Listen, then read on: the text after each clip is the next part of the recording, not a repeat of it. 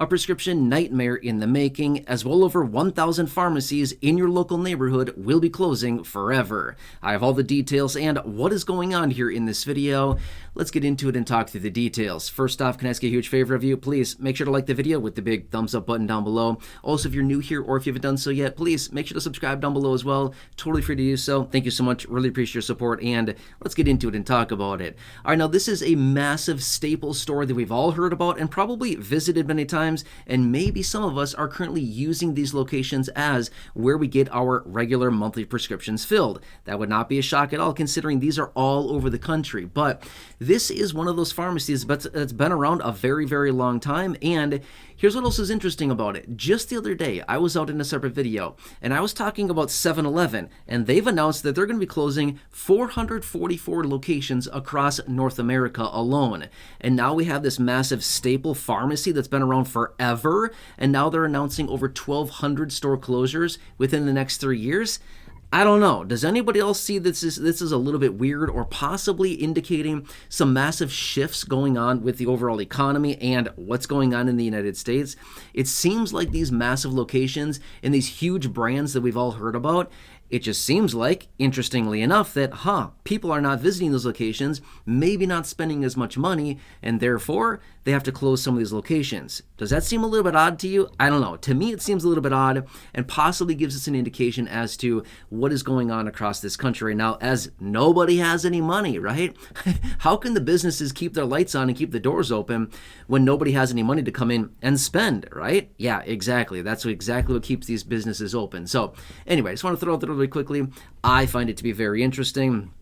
A little bit of a signal, a sign of the times, as you could possibly say, because these stores have been around forever. But anyway, sorry, I digress for a second. Just want to throw that out there. I thought that was very interesting. But here's what it is. Walgreens. Yes, good old Walgreens. They've been around forever. I don't honestly know how long these stores have been around, but Walgreens has been around for a long time, decades and decades and decades, and they have thousands and thousands of stores. But they have new leadership now, and they've indicated within the next 3 years, so by the end of their fiscal year 2027, they're going to be shuttering, as in closing, about 1,200 plus stores across the entire country that are, not performing very well.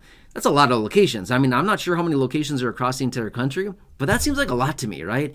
1,200. So here's kind of the situation. And again, I alluded to this at the beginning of the video, which is a prescription nightmare, right? Because you might be thinking, oh man, really? This is where I get my prescriptions filled and all that business. Does that mean I have to find a new pharmacy, or what do I need to do? Well, yeah, possibly, right? So again, we don't know the list at this moment as far as which ones are going to be closing, but if yours that you're currently working with and that's where you get your prescriptions filled, if it's going to be one of those that's closing, yeah, you might need to seek something else, okay? Let me give you this process really quickly here, okay? I'm just going to walk you through this, and again, just, take it into your own discretion here. Do what's best for you. I just kind of want to give you the process, and it doesn't matter where you get your prescriptions filled whatsoever. It literally doesn't matter. I can just walk you through this. It's actually very, very simple, and it's really not that much work on your behalf, which is honestly kind of nice, right? All right, so anyway, when you're working with a pharmacy, right, you go there, that's where your prescriptions are, called into or faxed into, whatever. But this is where they typically get them. But if you ever want to change pharmacies, okay, you can do that. It does not matter whatsoever. You can change pharmacies at any given time. You can go somewhere else. But what you would do is call the pharmacy, as in call the new pharmacy, okay? So let's say you've got XYZ pharmacy down the street, and that's where you want to move to. And again, it doesn't matter where you're currently working right now. If you wanted to change your prescriptions, it's just a matter of a phone call, okay? So what you would do is basically just call your new pharmacy. Again, in this example, I'm just saying XYZ pharmacy. You call up XYZ pharmacy and hey, I want to start getting my prescriptions from you, and everything's over at this other pharmacy right now. I'd like to change everything over to you. I currently have 3 active prescriptions, whatever it happens to be. Can you get those over there? How do we do this? You basically just tell them your information, and they will call your existing pharmacy, and they will have those transferred over to the new pharmacy. Not that big of a deal whatsoever, okay? So when you go into the new pharmacy, obviously they're probably going to ask you for your insurance information, your insurance card, so they can put that into their system, and they can start running the claims against your refills as you come in to get them. Now, some different prescriptions cannot be transferred over the phone. For example, like Schedule 2 narcotics, these cannot be transferred. You have to have a paper script in order to do that. But obviously, you know, if you have something like that, you can't be like, here, transfer this. They cannot do that. You have to have the physical paper with you, things like that, okay? So just saying, you got to talk to your pharmacy about this, but just want to throw that out really quickly, because a lot of times when we look at a situation like this and we're like, oh man, this is going to be a huge headache, a nightmare. I don't want to do this. It's going to be a mess. Yeah, sometimes it can be, especially if you've been with a pharmacy for a very long time. It can be honestly kind of a headache to change everything. It's like changing, you know, bank accounts or like going to a new bank. We don't want to do that, right? It's just like got to open up new accounts and do all the business. That's actually more work than it is to actually change your prescriptions to a new pharmacy. So that's just kind of what it comes down to, okay? So if you want to do this and you kind of want to get ahead of the curve here, if you happen to be working with one of these locations that may be closing, this could be an option going forward, is that you might want to get ahead of this now, start transferring some out, you know, whatever, maybe to a different location that may not be closing, or maybe a different, you know, just pharmacy in general. I don't know. Again, I'm just kind of giving you some examples, something to think about here to get ahead of this. Now, it sounds like a few hundred of these 1,200 plus stores will likely be closing by the end of the fiscal year 2025. So Walgreens has their fiscal year. It's not the calendar year. Remember, a fiscal year is different than a calendar year, but it looks like a few hundred of these stores would also likely be closing by the end of the fiscal year 2025. So just want to throw that out there. Some may be closing sooner than the end of their 2027 fiscal year. So it's going to be a little bit of a shakeup here. It's going to be honestly kind of annoying, and somebody's going to kind of do here, right? I mean, if they're closing, there's nothing else we can do about it. He's kind of got to kind of roll with it and just kind of do whatever you got to do, right? Also, so I want to throw this out there really fast as well. There's some great online pharmacy options. Again, I'm not trying to persuade you in any way, shape, or form. Do what's best for you. I don't care. I'm just trying to give you some information here to help you out. But there are some really good mail order and online pharmacy options.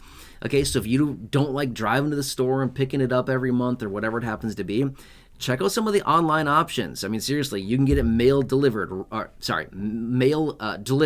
to your house, okay?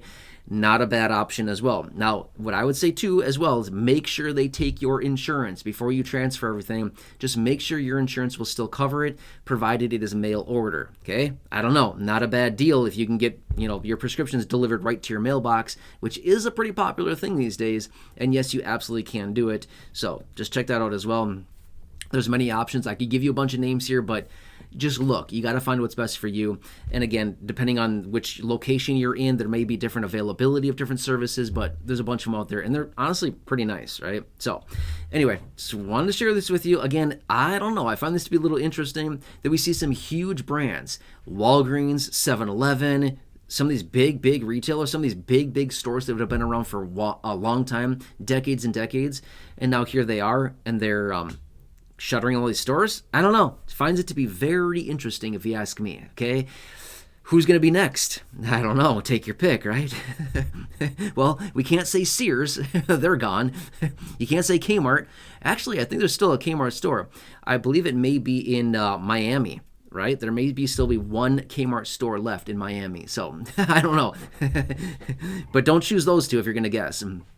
But anyway, take your pick. Who you think it's going to be next, right? Who's the next one to cut and maybe shut a few thousand stores or a few hundred stores?